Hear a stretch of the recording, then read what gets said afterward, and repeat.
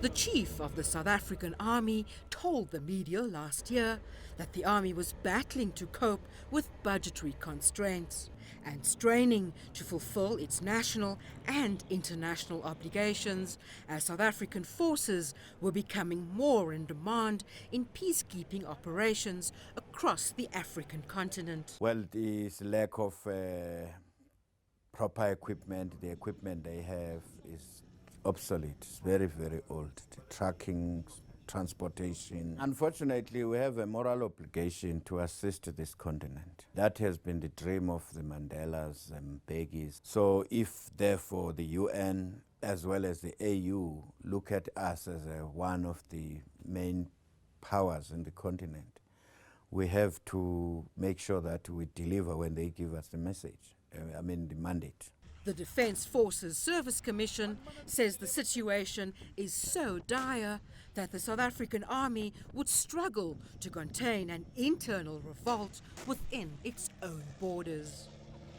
Sadly, we cannot even help our police when the riots were to erupt or internal uprisings and so on. You need to make sure that when you go and assist the police, you have got proper equipment. I'm afraid the equipment we have, I'm not talking about guns, I'm talking about troop carriers. The troops must feel safe. I don't think the equipment we have currently, those troops would confidently say they are safe. The Service Commission report has recommended an annual budget of nearly 120 billion rands, or more than 3% of South Africa's GDP, for the SANDF to reach its highest level of military capability. A spokesperson for the SANDF said the Defence Force was not commenting at the moment on the views, opinions or interpretations of individuals or the media on the 2014 Defence Review.